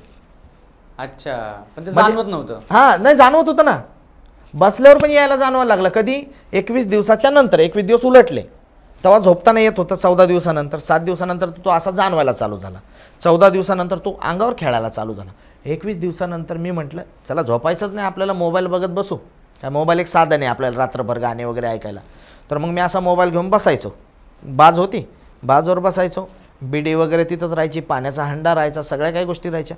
तर असं बसलं ना तर पाय असा उचक किंवा पायावर येऊन बस, कोणी बाळ बसले किंवा म्हणजे मला इशारा काहीतरी आहे म्हणजे आजूबाजूला. आणखीन एक गोष्ट अशी होती की माझ्या तिथं ना त्या झोपडीपाशी 2 कुत्रे होते. मी जेव्हा पण साधनेला बसायचो ना, ते कुत्रे माझ्या जवळ नसायचे. आणि ज्या वेळेस मी उठायचो ना पूजा करून, त्यावेळेस ते कुत्रे ऑटोमॅटिक यायचे तिथं. आणि रात्री झोपताना पण नसायचे. त्याचं कारण काय होतं ते मला कळालं नाही, कारण तो एक संकेत होता एक प्रकारचा की इथं काहीतरी आहे म्हणून. एक प्रकारचा संकेत होता इथं काहीतरी आहे म्हणून. ते कुत्रे थांबत नव्हते, ते निघून जायचे. आणि वापस ज्यावेळेस मी उठलो साधनेहून ते वापस यायचे. ज्यावेळेस मी झोपायचो त्यावेळेस पण ते माझ्या बाजूला नसायचे. दुसरी महत्त्वाची तिथं घाबरण्याची गोष्ट अशी होती की दादा मला सांगा, आता ह्या जागेवर तुम्ही बसले, 4 किलोमीटरपर्यंत आजूबाजूला परिसरात काहीच नाही, तुमचा आवाज देखील जाणार नाही. तुम्ही इथं वरडले तरी तुम्हाला काय कोणी ऐकायला तयार नाही. तुम्ही मला सांगा, पुरा अंधार कीर झोपडी, आपली याची तुराट्याची झोपडी राहते तशी झोपडी, आतमध्ये एक डिम बल्ब, त्याच्यात म्हणजे हेच नाही, पॉवरच नाही. मग तो डिम बल्ब आहे, डिम बल्बमध्ये माणूस काय बघणार आणि काय करणार.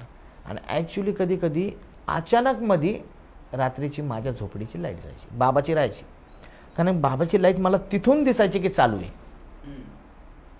आणि माझ्या झोपडीची लाईट आपण या पिक्चरमध्ये बघतो ना, लक लक लक लक केला आणि कट झाली अशी, तसं ऑटोमॅटिक जायची.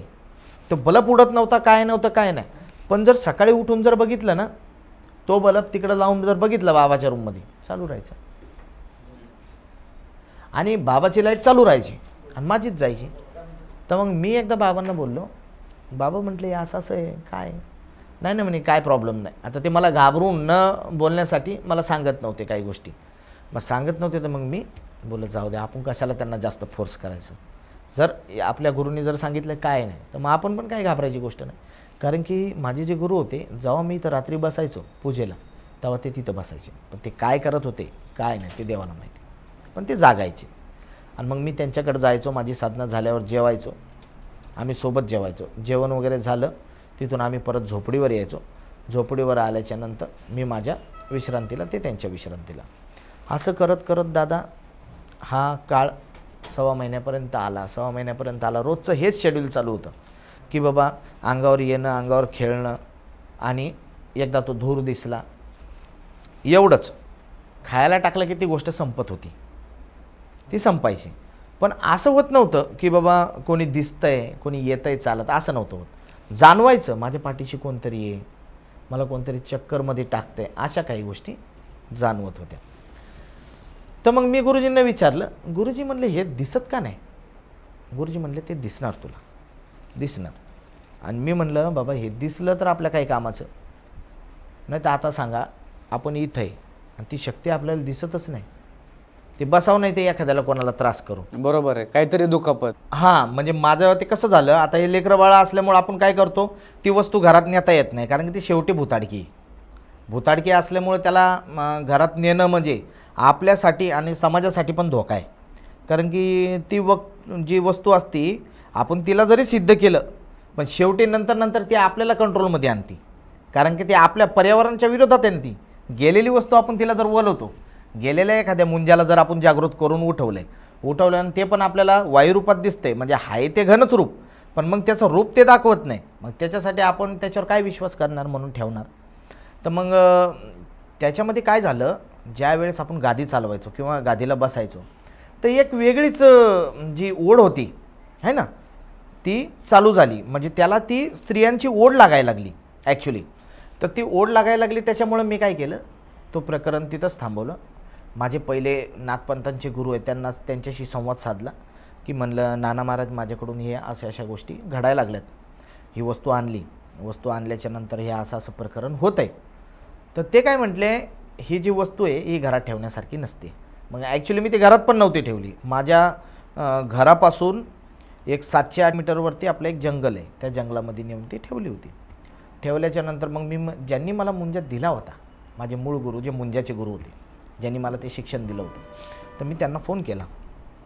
बाबा म्हटलं अशाने अशी बात आहे, हां लई त्रासदायक आहे आणि याचा त्रास चालू झालेला आहे. म्हणलं आता तुम्ही एक काम करा, याला वापस घेऊन टाका, मला काही येऊ नको.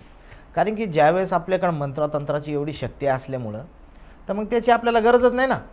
तर त्याच्यामुळं बाबांशी मी तेवढं बोललो. पण बाबांशी तेवढं बोलायच्या अगोदर त्या मधल्या कालावधीमध्ये जेव्हा मी ते पूर्ण झाल्याच्यानंतर तिकडून आलो, पण मग त्यांनी मला रूप तर काही दाखवलं नाही, पण मग अहसास नेहमी माझ्यासोबत ती हवा, धुकं येणे, सावली उभा राहणे, हे मला घडत होतं. तर मग मी काय केलं, चला म्हणले याचाच उपयोग करून बघू, खरंच आहे का. येवला वैजापूरमध्ये आघोर नावाचं एक गाव आहे. आघोर नावाच्या गावात आपल्याला इथून मुंबईतून गेल्याच्यानंतर रोटेगावला उतरणं पडतं. तिथून उतरलं आघोरमध्ये संतोष भाऊ म्हणून एक इसम आहेत, ते आपले शिष्य मंडळी आहे, आणि रोठे परिवार, त्या परिवाराचं नाव रोठे परिवार आहे. तर त्या मुंजाची मी ट्राय तिथं घेतली. ॲक्च्युली त्या मुलाचं लग्नच होत नव्हतं, ऋषी नाव आहे त्याचं लग्न होत नव्हतं. आता त्याचं लग्न होत नसल्या कारणाने मी काय केलं की त्यांनी मला सांगितलं, भाऊ असं आहे, अशी गोष्ट आहे आणि ऋषाचं आपल्याला लग्न होत नाही, तर काय करता येईल. मी म्हणलं, त्यांना मी सांगितलं नाही हा प्रकार कसला आहे का काय आहे, त्यांना एकही गोष्ट सांगितली नाही. म्हणलं ठीक आहे चालेल, करून घेऊ बोलल्याच्या नंतर रामू नावाच्या त्या वस्तूला आपण उभा केलं आणि त्यांच्या घरात गेलो. घरात गेल्याच्या नंतर त्याला चारी बाजू एकदा फिरायला लावल्या, कारण की मुंजा ही जी शक्ती आहे ही ॲक्च्युली अशी आहे की तिला लिहिता वाचता येत नसतं. लोक काही सांगतात, इथं जाण तिथं पाठवा, तिथून काहीतरी घेऊन ये, हे खोटे धंदे आहेत. ज्या वेळेस आय कॉन्टॅक्टवर चालते, ज्यांनी सिद्ध केला, आता समजा मी सिद्ध केला तर माझ्या आय कॉन्टॅक्टवर चालणार. मी जर तुम्हाला इथून भेटून गेलो आणि मी जर त्याला बोललो ना, रामू एक काम कर, ते दादा आपल्याला भेटले होते बघ पुण्यामध्ये, त्यांना आपल्या मुंबईला घेऊन ये, तुम्ही कोणत्याही कामानिमित्त माझ्या इथे येता. बापरे, हां, ती अशी भयंकर शक्ती होती. तर मग त्या आय कॉन्टॅक्टवर चालतं, आपल्या आय कॉन्टॅक्टवर, त्याच्या नाही, आपल्या आय कॉन्टॅक्टवर ते चालतं. तर मग ते ऋषी नावाच्या व्यक्तीचं मग त्याने बघितलं आम्ही, लय जड होतं, त्याचं काही लग्न जमत नव्हतं, बऱ्याच दिवसापासून त्यांचं चालू होतं. मग ती पोरगी बघितल्याच्यानंतर त्यांच्या जे फॅमिली मेंबर होते, म्हणजे ते रोठे काका आणि त्यांची मिसेस, ते म्हणले की दादा आम्हाला कसंही करून हेच पोरीसंग लग्न करायचं. त्या पोरीचा मामा विरोधात होता आणि ती पोरगी पसंत पडल्याच्या नंतर मग मी त्यांना सांगितलं, अमुक तारखेला हिचा साखरपुडा किंवा सुपारी तुमच्यात जी पद्धत आहे ती होईल. माझ्या बोलण्याप्रमाणे तो मामा बाजूला हटला, कारण की आपण त्याला सांगितलं होतं ना, बाबा तुला ऋषीचं काम करायचं आहे, अमुक अमुक ठिकाणी अमुक अमुक पोरगे काळे तिळ दिल ते, हे बघ हे काळे तिळ, त्याला असे दाखवले आणि हे टाकत टाकत तिच्या घरापर्यंत जा. तिच्या घरापर्यंत गेले तर ही शक्ती तिथं जाते, बरोबर, कारण त्याला काही लिहिता वाचता येत नाही. ती तिथं गेल्याच्यानं त्याला फोटो दाखवलाच होता. ती पोरगी बघितली. त्या पोरीला त्यांनी कोणत्या पद्धतीने हिप्रोटाईज, आपण त्याला हिप्रोटाईज बोलू शकतो, या कोणताही वेगळा जो वर्ड आहे तो घेऊ शकतो. त्या मुंज्याने त्या कशा पद्धतीने हिप्रोटाईज केलं मला माहीत नाही, पण ती पोरगी ह्याला पसंत पडली आणि हा पोरीला पसंत पडला. मामाची अडचण होती तो बाजूला झाला, म्हणजे लग्न फिक्स झालं. तारीख धरली. तारीख धरल्याच्या नंतर रोठे परिवारामध्ये त्यांचे जवळचे नातेवाईक ते काही विरोधात होते, जवळपासचेच एकदम. तर मग त्यांचं नाव नाही सांगत मी, पण मग त्यांनी सांगितलं की त्यांचं तोंड बंद करा. लोकांची अपेक्षा वाढते, जसं म्हणजे एक झालं की लगेच कामं करून घ्यायची सुरुवातच चालू होऊन जाते त्यांची. मग मी काय म्हणलं, चला जाऊ द्या, ते पण करून बघू खरं आहे का खोटं आहे. ते केलं, ते बाजूला. त्यांचं लग्न मी ज्या तारखेला सांगितलं होतं त्याच तारखेला जमलं. बापरे. म्हणजे त्या मुंजाचा जो शब्द माझ्या मुखातून निघलं ना, आय कॉन्टॅक्ट जे झालं, आणि जेव्हा आपण त्याला बोललो ना, अमुक अमुक रामू बेटा ह्या तारखेला हे लग्न जमलंच पाहिजे, तर आपलं नाव राहीन, गुरुचं नाव राहीन तुझ्या, असं जर त्याला बोललं ना, तेवढ्याच टायमात ते लग्न जमायचं. जमलं, लग्न झालं, सगळ्या काही गोष्टी. ते नंतरचा भाग आहे, त्यांच्या मनात काही वेगळं विरुद्ध काय असं झालं असेल ते नंतरचा भाग. पण मग ते झालं, त्यांचं लग्न वगैरे झालं, मुंज्याने ते काम ऐकलं. परत माझ्या मनात डाऊट की माझ्या मंत्रशक्तीने होत आहे किंवा एखाद्या कावळावासा फांडी तुटायला होत आहे का कशाला होत आहे. तर मग त्याचा अजून एक चमत्कार सांगतो मी. त्यांचीच गाय होती, रोठेंची गाय. ते वैजापूरमध्ये राहतात, आज पण त्यांना कोणी संपर्क करू शकतं, जवळच आहेत, काय असं खोटे धंदे नाही. तर त्यांची गाय होती एक, ते वासरू, ते ना मरायला टेकलं होतं दादा, पार असं गळून गेलं. तर दवा पाणी असर नव्हतं करत, ग्लुकोज बिलकोज काय असं नव्हतं. डॉक्टर म्हणलं की याला 2-3 दिवस चारा पारा घाला आणि एका बाजूला टाकून द्या, हे जाणार आहे. आता डॉक्टरनी त्याला गॅरंटी देऊन टाकली. डॉक्टरनी गॅरंटी दिल्याच्या नंतर त्यांनी मला फोन लावला, मला बोलून घेतलं. मी औरंगाबादमध्ये होतो, औरंगाबादमधून त्यांच्या तिथं गेलो. गेल्याच्या नंतर दादा ती गाय पाहिली मी नाही, आणि मला वासराची वाजते भीती. आपण इथं राहतो मुंबईत, आपण काय जनावराच्या जवळ कधी गेलेलं नाही. आता एवढं जर राहिलं तर आपल्याला एवढं दिसतं, आपल्याला कधी डोळ्यासमोर आहेच नाही मुंबईत. तर तिथं मग मी त्यांना एक तांब्या पाणी मागवलं, त्या रामूला उभं केलं, 2 अगरबत्त्या लावल्या आणि ईश्वरी नामाचे मंत्र चालू केले. रामूला अवतान दिलं, उभा केलं. त्याला म्हणलं, जर हे मुख जनावर वाचलं तरच तुझ्या गुरुचा शब्द, नाही तर तुझ्या गुरुचा शब्द नाही. दादा अक्षरशः 2 दिवसात ते गुर आहे ना, ते चरायला चालू झालं होतं. बापरे. 2च दिवसात. दुसऱ्याच दिवशी ते गुर पडलेलं गुरव ते उठून चांगलं चारा बिरा खायला चालू झालं. पण तुम्ही त्या गुराकडे गेला तर केलं काय होतं एक्झॅक्टली? काहीच नाही केलं. मी मंत्र ईश्वरी नामाचे घेतले, त्याचा मुंजाचे मंत्र उभा केले. मी मुंजाला उभा केलं. मुंजाला बोललो, बघ असं असं आहे, तुझ्या गुरुचा शब्द पडला नाही पाहिजे. ही गाय पडलेली, हिला उठून उभा करायची तुझी ताकद, माझ्याकडे सांगायचं नाही. मग तसं बोलल्याच्या नंतर त्याच्याने काय होतं, आपला डंका वाजतो. तिथं जर चमत्कार एखाद्याने केला तरच लोक नमस्कार करतात. मग त्या वेळेस तो चमत्कार झाला. मी त्यांना 2-3 दिवसाचा टाईम दिला की 3 दिवसात ही गाय वापस चारायला लागेल, कारण मला पण एवढी गॅरंटी नव्हती की ती 3 दिवसाच्या आतमध्ये, पण 3 दिवसापर्यंत मला असं वाटलं की होईल उभी. मग मी आत्मविश्वासाने त्या मुंजाला आवतून ते काम त्याला सोपून दिलं. आणि दुसऱ्याच दिवशी दादा ती गाय चरायला लागली. तर फक्त पाणी जे त्या मुंजाच्या नावाने घेतलेलं ते त्या गायीला पाजलं आणि हात फिरवलं, दुसरं काहीच केलं नव्हतं. बिलकुल त्याच्यावरनं ना लिंबू काढला होता, ना उतारा जसं आपण नॉर्मली करतो उतारा वगैरे काहीच नव्हतं केलं. मग ते पाणी पाजल्यानंतर दुसऱ्या-तिसऱ्या दिवशी ती गाय चरायला चालू केली. हर्सुल लाड सावंगीमध्ये सागर नावाचा माझा शिष्य आहे. तर त्या मुंजाचा आणखी एक अनुभव तिथला, तोच मुंजा रामू नावाचा. तर तिथं गेल्याच्या नंतर त्यांची 3 मजली बिल्डिंग आहे. 3 मजली बिल्डिंग, आणि सागर हा माझा शिष्य असल्यामुळे त्याला सगळ्या गोष्टी माहिती होत्या. ॲक्च्युली सोडवायला मला तोच आला होता तिथपर्यंत शिक्षणासाठी. तर त्या शिक्षणामध्ये त्यांनी भरपूर काही मला मदत पण केली की बाबा चला मी तिथं सोडून येतो, कारण की आपल्याला वाहन माहीत नव्हतं जास्त इतक्या लांब जायला. तर मग त्यावेळेस तिथं जर 3 माळ्याची ती बिल्डिंग बनली. बिल्डिंग बनल्याच्या नंतर त्यांची बिल्डिंग वगैरे होती आणि त्यांचं खाली आहे ना स्विच ऑन होतं लाईटीचं. तर मग त्याला विश्वास येईल कसा की आपल्याकडे काहीतरी आहे आणि आपण हे सिद्ध करून आलो. मग तो म्हणला, दादा हे काय काम करतं? मी म्हणलं, आता मला तर माहीत नाही हे काय काम करतं, पण मी आतापर्यंत हे 2-4 केसेस बघितलं तर काम झालं. मग तो म्हणला, दादा एक काम करा, त्याला सांगा बरं आपल्या घराची लाईट घालवायला. तो सहज बोलला. तर मी म्हणलं, ए रामू बेटा उठ. आता तो कुठं आहे मला दिसत नाही, फक्त मला जाणवते की सोबत कोणतरी आले. मग त्यावेळी त्याचे जे मंत्र होते, मला जे गुरुजींनी सांगितलं होतं कशा पद्धतीने मंत्र घ्यायचे, मंत्र घेतले. मग मला असा भास झाला की माझ्या आजूबाजूला कोणतरी आहे. एका बाजूला सागर उभा. आता इकडं कोण नाही तर आपल्याला इकडं कशाला काय वाटायला पाहिजे, इथं पण असं वाटत होतं कोणतरी उभा आहे. तर मग त्याचं नाव घेतलं, रामू बेटा चल तू एक काम कर, या जी घर आहे याची लाईट जरा घालून दाखव बरं. तर अक्षरशः खोटं नाही सांगत, त्या स्विच ऑनच होताना लाईट गेली होती. बापरे. त्या घराचा स्विच. फक्त त्या घराचीच गेली का बाकीची अजून कोणाची गेली? नाही, तेवढ्याच घराची. त्यांच्या ते 3 माळ्याची 3 मजली बिल्डिंग होती ना, त्या पूर्ण घराची, म्हणजे खालून वरपर्यंत भाडोत्री पण होते त्याच्यामधली पूर्ण लाईट गेली. आता पूर्ण लाईट गेली. पूर्ण लाईट गेल्याच्या नंतर थोडं एक 5-10 मिनटं आम्ही थांबलो. मग ह्याला बोललो सागरला, सागर तू एक काम कर, खाली जाऊन तिकडं चेक कर लाईटीचं बटन चालू बंद झालं आहे का, काय कोणी दाबले. आपली मनातली ती विचारधारणा नको, संशय. हां, संशय नको. म्हणलं जाऊन बघ खरंच आपल्या मुंज्यांनी केलं आहे काय, हे काही वेगळंच आहे, कोणी केलं असेल बंद बिन. मग तो खाली गेला दादा.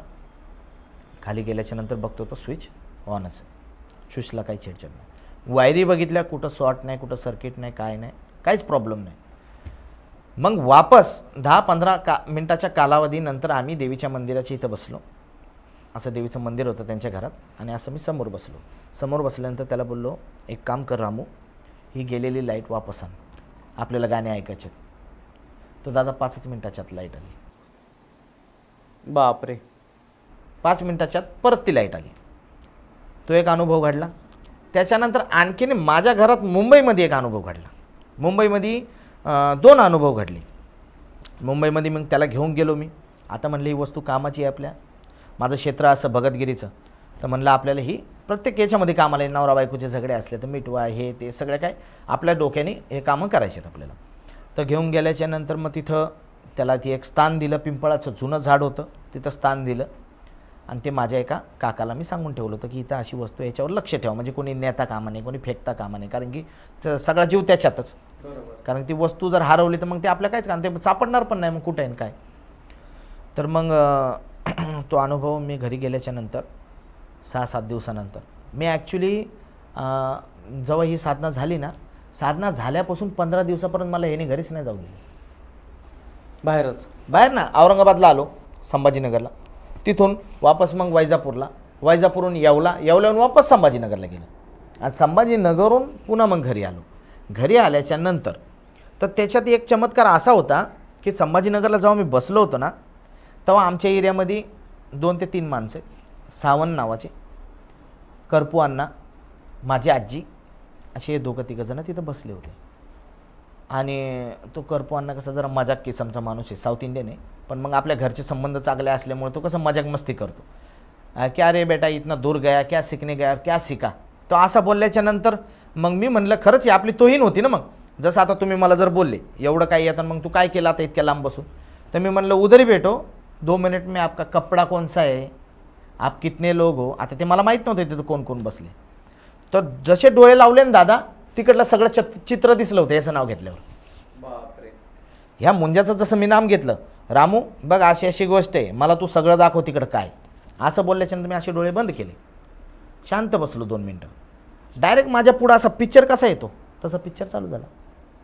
तिथं हे 3 जण बसले होते, ते त्यांना सांगितलं. त्या अण्णांनी व्हाईट कलरचा शर्ट घातला, ते पण त्यांना सांगितलं. तो सावंत म्हणून माणूस होता, त्यांनी रेड कलरचा शर्ट घातला, ते पण त्यांना सांगितलं. माझ्या आजीने पिवळी साडी घातली होती, ती पण सांगितलं. बापरे. त्याच्यामध्ये काय झालं, त्यांना फक्त ते सांगितलं, मी डिस्टवा दिला की मग त्यांना हे पटलं ना की बाबा इतक्या लांबून जर आपण काहीतरी बघतोय आणि त्यांना खरं खरं सांगतोय की बाबा आता तुम्ही हे 3 जण बसले इकडं, आणि मी इतक्या लांबून 400 किलोमीटरवरून तुम्हाला सांगतो तुम्ही कोणत्या कलरचे कपडे घातले, तुम्हाला पण ते एकदम हे होऊन जाईल, आश्चर्यचकित होऊन जाईल, बाबा हे सांगितलं कसं काय. मग तिथून घरी आल्याच्या नंतर मला वाटते काहीतरी 11:30-12चा टायमिंग होता. त्यावेळेस मी झोपलो, जेवण बिवण झालं, झोपल्याच्या नंतर त्यावेळेस मला त्या मुंजाचं दडपण पडलं. माझी मिसेस बाजूला होती, मी असा बाजूला होतो, अर्ध्या फुटाचा अंतर होता. तर मग झोपल्याच्या नंतर ते हळूहळू यायला चालू झालं. आता हळूहळू यायला चालू झालं तर घरच्यांना आपण कोणाला सांगू शकत नाही, घाबरतील ना. बरोबर. आले म्हणे पहिलं तुम्हालाच व्हायला लागलं तसं, आणि तुम्ही काय करून आले म्हणशील, म्हणून मी कोणाला सांगितलं नाही. ते ॲक्च्युली हळूहळू आलं आणि माझ्या डायरेक्ट छातीवर बसलं. छातीवर बसलं तर खालचा आवाज खालीच आणि वरचा आवाज वर. जसं आपण किंकाळी कशी मारतो तशी किंकाळी आली. किंकाळी आल्यावर मला काही सुधारणाच ना बोलायला.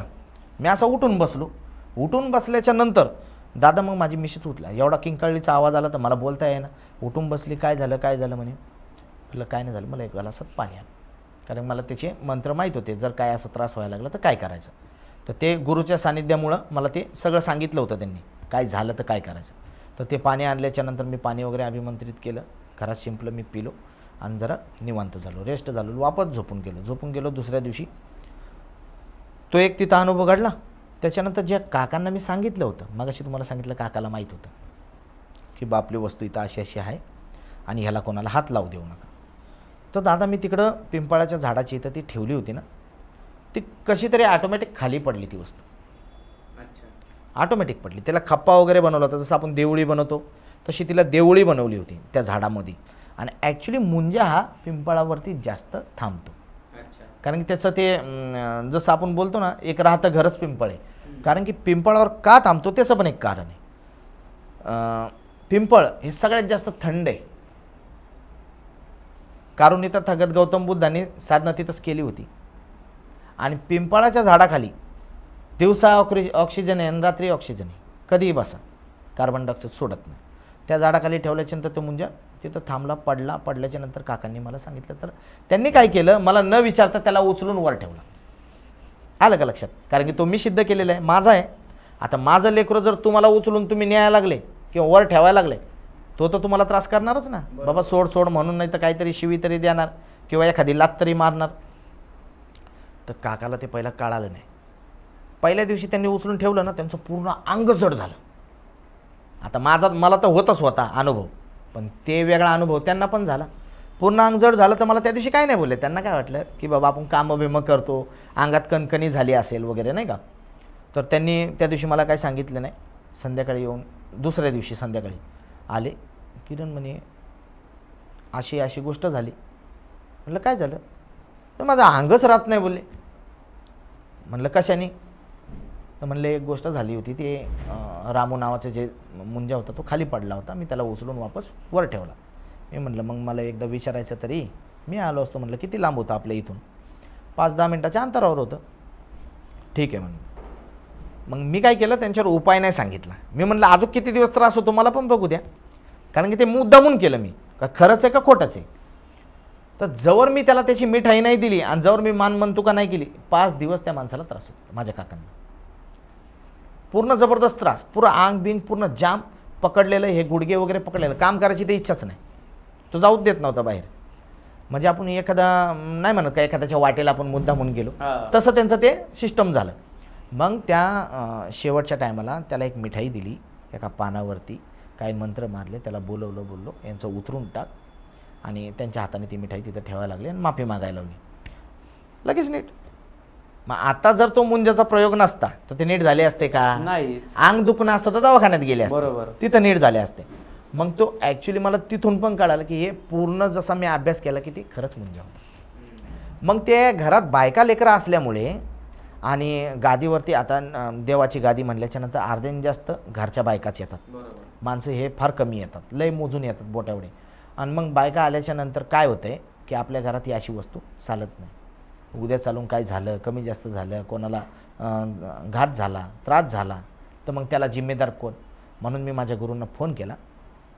बाबा म्हणले ही अशी अशी वस्तू ही नको आता मला, तुम्ही घेऊन जा किंवा ही तुम्हालाच राहू द्या. पण त्याच्यात एक कारण असं होतं की ज्या वेळेस त्याला घनरूपात आणायची बारी होती, म्हणजे त्याचं रूप मला दाखवायची बारी होती, तेव्हा माझे आणि माझ्या गुरूंचे विनाकारण झगडे झाले होते. ती गोष्ट विसरून गेलो मी. विनाकारण झगडे झाले होते तिकडून निघायच्या टायमाला. त्यांनी काय केलं, ती जी शक्ती आहे ते काय म्हटले, ही शक्ती मी तुला देतोय बरोबर, पण मग तुला ही अशीच न्यावं लागेल. मी म्हटलं बाबा मी त्याला बघितलं नाही, त्याचा मी आवाज ऐकला नाही, मग मला कळणार कसं आहे खरं आहे का खोटे. आता आपण जर एखाद्याला डोळ्याने बघितलं तर आपण बोलू ना, डोळ्यात आणि कानात आपण बोलतो 4 बोटाचं अंतर आहे. जवळ मी बघत नाही मग मी तवर त्याला समजू कसा.